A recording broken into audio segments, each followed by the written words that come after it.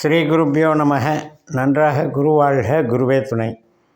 பரபிரம்ம ருத்ரகாயத்ரி ஞானஸ்தலத்து நண்பர்களுக்கு வணக்கங்களும் வாழ்த்துக்களும். துலா லக்னத்திற்கு இந்த பதிவில் நம்ம பார்க்க இருக்கிறது சனி பயிற்சி பலன்கள். அதில் ஒரு மாதத்திற்கு மார்ச் 29 முதல் ஏப்ரல் 27 வரை 30 நாட்களில் சனி ராகு சேர்க்கை நடக்குது மீனராசியில். அதுக்காகத்தான் இந்த பதிவு.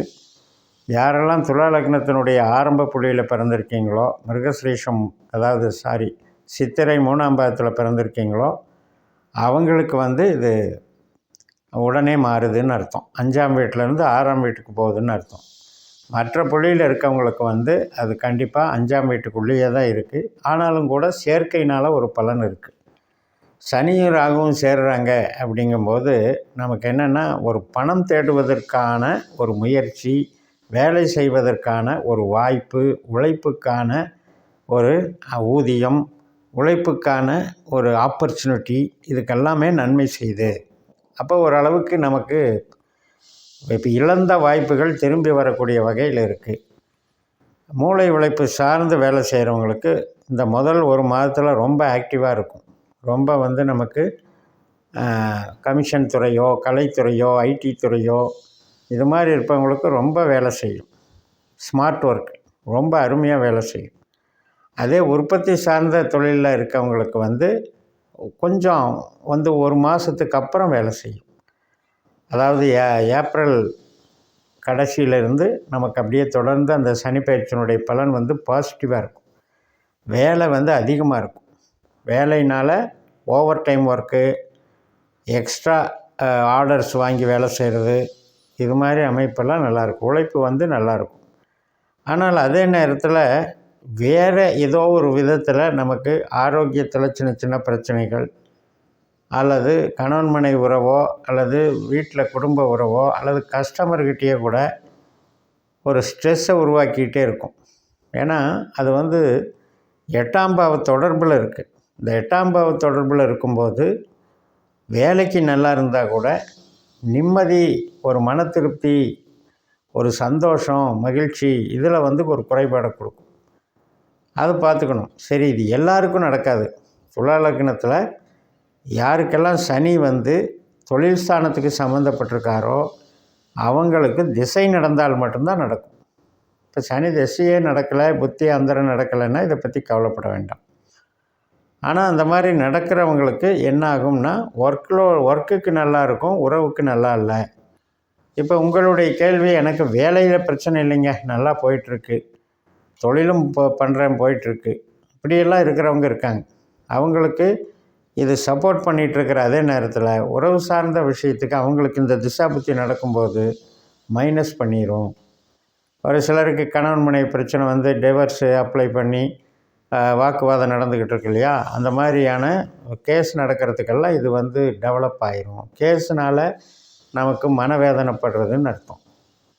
அப்போ ஒரு பக்கம் பாசிட்டிவ், ஒரு பக்கம் நெகட்டிவ்னால் எல்லாருக்கும் அது நடக்காது. யாருக்கெல்லாம் கொடுப்பினையில் திருமண வாழ்க்கையில் பிரச்சனை அனுபவிக்கணும்னு இந்த சனி கிரகமோ ராகு கிரகமோ விதிக்கப்பட்டிருக்குதோ அவங்களுக்கு இந்த நெகட்டிவ் நடக்கும்.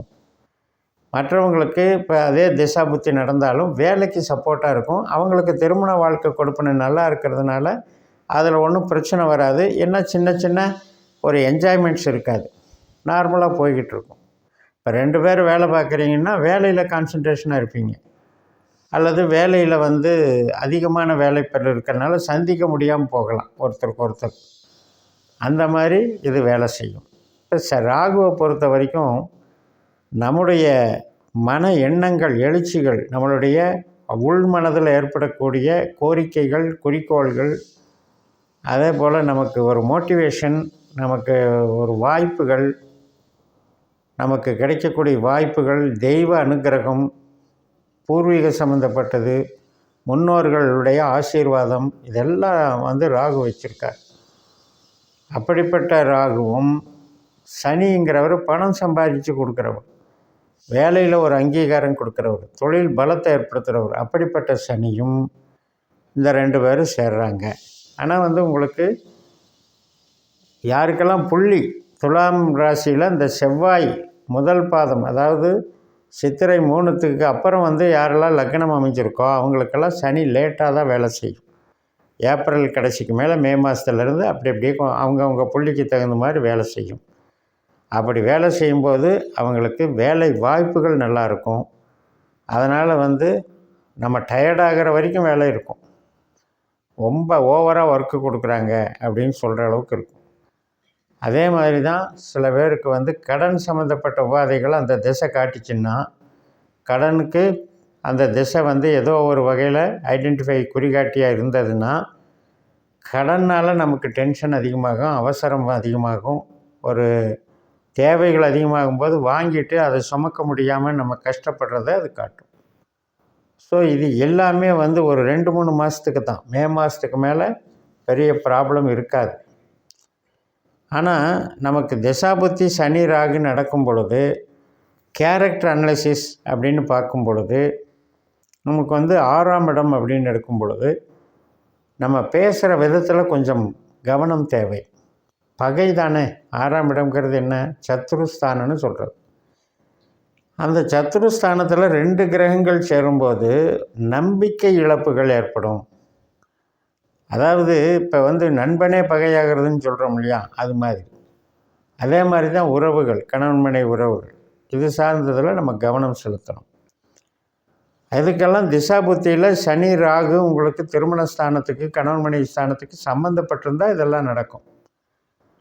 ஆனால் பண வரவுக்கும் தொழில் பலத்துக்கும் சிறப்பான அமைப்பு தான் இது. அதில் ஒன்றும் சந்தேகம் இல்லை. ஆனால் மனசுக்கு அதிருப்தி இருக்கும். மனசுக்கு எல்லாம் சம்பாதிக்கிறேன், எல்லாம் வேலை பார்க்குறேன், ஒரு பக்கம் அதில் சாட்டிஸ்ஃபையாக இருந்தாலும் உறவுகள் ரீதியாக எனக்கு சாட்டிஸ்ஃபை இல்லை. என்னை நான் நம்புகிறவங்க என்னை நம்ப மாட்டேங்கிறாங்க, அல்லது நான் நம்பிக்கை வச்சு நான் மோசமாக போகிறேன், என்னை ஒதுக்குறாங்க, அலட்சியப்படுத்துகிறாங்க, அல்லது என்னை ஏமாத்துகிறாங்க. இது மாதிரியான விமர்சனங்கள் வருவதற்கான காலம்னு புரிஞ்சுக்கணும். அப்போ நம்ம ஜனன ஜாதகத்தின்படி இந்த சனியோ ராகுவோ நம்ம சூத்திர முறைப்படி கணக்கு போடும்போது 8ஆம் பாவ 12ஆம் பாவ குணச்சித்திரமாக வந்திருக்கக்கூடாது. அப்படி வந்திருந்தால் உறவுக்கு நல்லா இருக்காது. ஆனால் தொழில், வேலை, உத்தியோகம் பல மடங்கு வளரும்னு சொல்லி நிறைவு செய்கிறேன். இந்த சேனலை சப்ஸ்கிரைப் பண்ணி ஷேர் பண்ணுங்கள். உங்கள் தனிப்பட்ட ஜாதக பலாபலன்களை இந்த பாஸ்கரா அஸ்ட்ராலஜி சிஸ்டத்தின் மூலமாக உபநட்சத்திரங்களை கண்டுபிடிக்கக்கூடிய வகையில் 12 பாவத்துக்கும் அதிகாரிகளை கண்டுபிடிச்சி நம்ம விதி கொடுப்பனை எப்படி இருக்குது, திசை கொடுப்பனை எப்படி இருக்குது, அதற்கு தகுந்த கோச்சாரம் இப்போ நமக்கு சாதகமாக பாதகமாக செயல்படுதான்னு சொல்லி நீங்கள் இதை பயன்படுத்தி வெற்றி பெறணும்னு சொல்லி நிறைவு செய்கிறேன்.